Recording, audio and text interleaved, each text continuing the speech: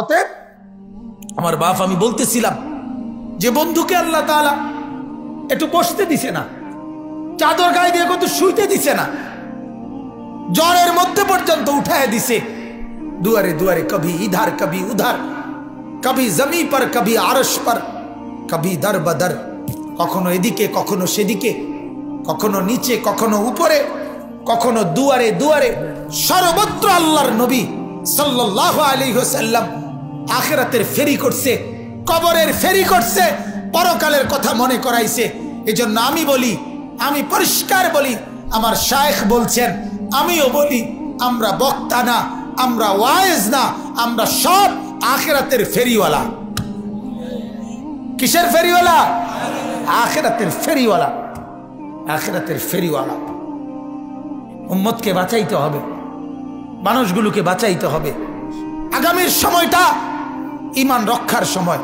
মাহাদি আসবে, দাজ্জাল আসবে, তখন ঈমানের প্রশ্ন, খাদ্য খাবারের প্রশ্ন না, তখন ঈমান রক্ষার প্রশ্ন।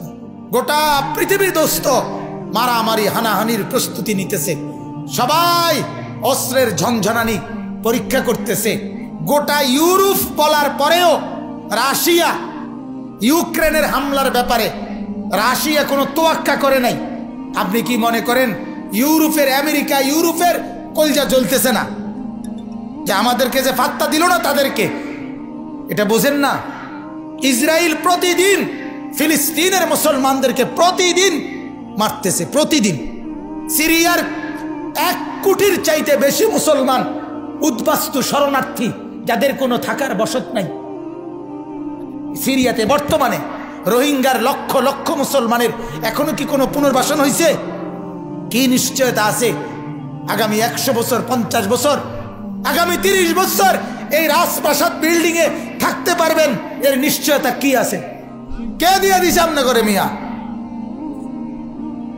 ছেলেদেরকে নাফরমানির মধ্যে ভাসায় দিছে, মেয়েদেরকে বেপর্দার মধ্যে ভাসায় দিছে, ঘরের মধ্যে টেলিভিশনের উৎসব চলতেছে, নর্তকী নাচে হিন্দি সিনেমার, প্রতিটা হিন্দি সিনেমার মধ্যে, হিন্দি সিনেমা যদি 100টা চলে, হিন্দি সিনেমার মধ্যে তারা কৌশলে প্রত্যেক সিনেমার মধ্যে তাদের পূজার অনুষ্ঠান, তাদের বিয়ার অনুষ্ঠান সিনেমার মধ্যে দেখায়।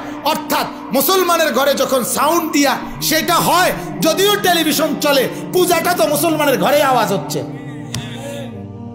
আপনি ভাবেন, আপনি ভাবেন কি কৌশলে আমাদের ঘরগুলোতে হিন্দুদের নাচ, হিন্দু নর্তকীর নাচ, হিন্দুদের বিয়ে, হিন্দুদের বিয়া মুসলমানের মতো। কথা বলেন না কেন?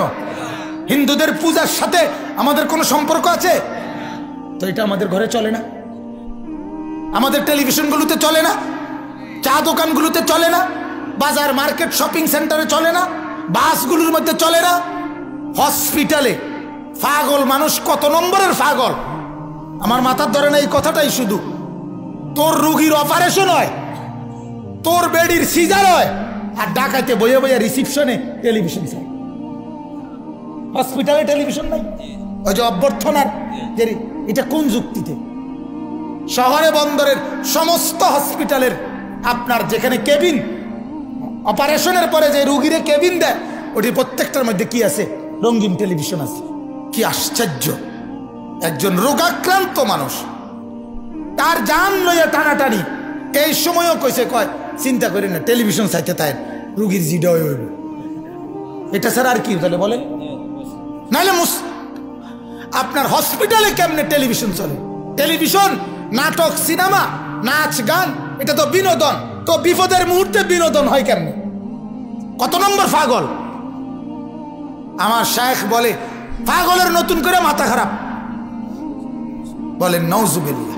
আল্লাহ আমাদেরকে বুঝার তৌফিক দান করুন। এবার বাপ, আমি আমার কথা এখানে আনতে চাই অল্প একটু। এতগুলো কথা বলার আমার একটা উদ্দেশ্য আছে। উদ্দেশ্য হলো জিন্দিগির এই এলোমেলো হালাত, জীবনের এই এলোমেলো জীবনটা একটু গুছানো দরকার। ঠিকই না কন? বুঝছেন কি না?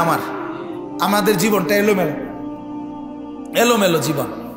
মুরব্বীদের জীবন, মাঝ বয়সীদের জীবন, মা বোনদের জীবন অনেকটাই এলোমেলো হয়ে রয়েছে। এই এলোমেলো জীবন গুছাবার, সুন্দর করার, আখিরাত মুখী বানাবার, পরকালের জন্য একটু সাজাবার একটা বড় উত্তম সময় আমাদের সামনে মাহে রমজান। ঠিক না বলেন? সব নাফরমানির লাগামটাই না একটা মাস নিজেকে আলাদা করে একটু আল্লাহর জন্য সময় দেন।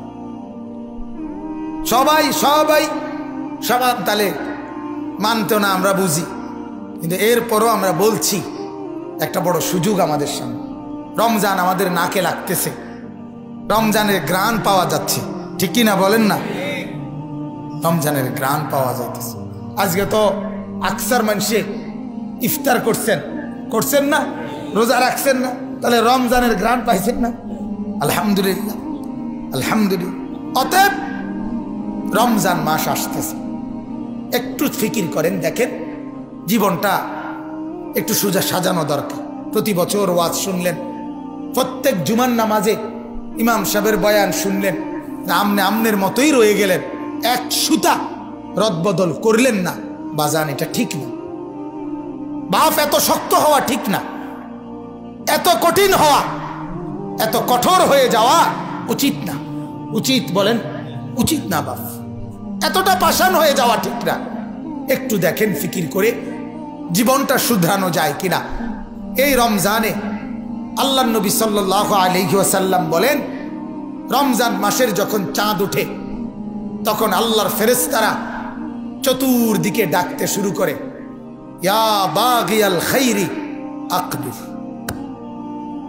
ওহে তোমরা যারা নেক কাজ করতে আগ্রহী, জিকির, তাসবিহ, তেলাওয়াত, কোরআন, তারাবি, তাহাজ্জুদ, সেহরি, ইফতার, আওয়াবিন, আল্লাহর কোরআন, ইস্তিগফার, কান্নাকাটি, রোনাজারি, আখিরাতের পুঁজি বাড়াইতে তোমরা যারা আগ্রহী, আকবিল, জলদি এগিয়ে আসো, চাঁদ উঠে গেছে, রমজান এসে গেছে।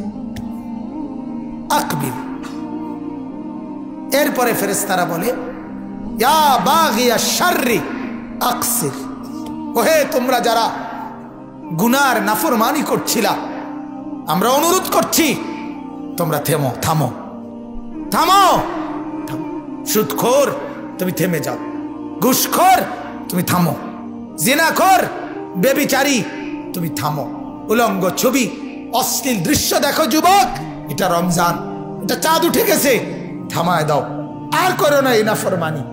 মা তুমি বেপরদিগি থামাও, বোন তুমি বেপরদিগি থামাও, মুসলমানেরা ঘরে ঘরে টেলিভিশনের আওয়াজ বন্ধ করে দাও, এটা রমজান। এটা কি বলেন না?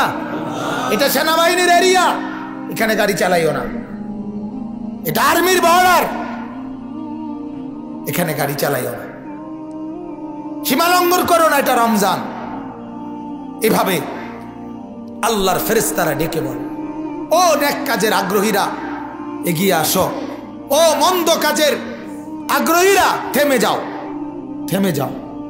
কিন্তু দুর্ভাগ্য, ফেরেশতারা এভাবে চিৎকার করে করে ডাকে, আর আমাদের মা বোনরা, আমাদের অধিকাংশ জওয়ান মুসলমানরা, আমরা সবাই ব্যস্ত হয়ে যাই বাজারে আর মার্কেটে, জুতা আর কাপড়ে, ফার্নিচার আর গহনায়, এইটা নিয়েই পুরাটা রমজান মাস আমরা বিসর্জন দিয়ে দিই।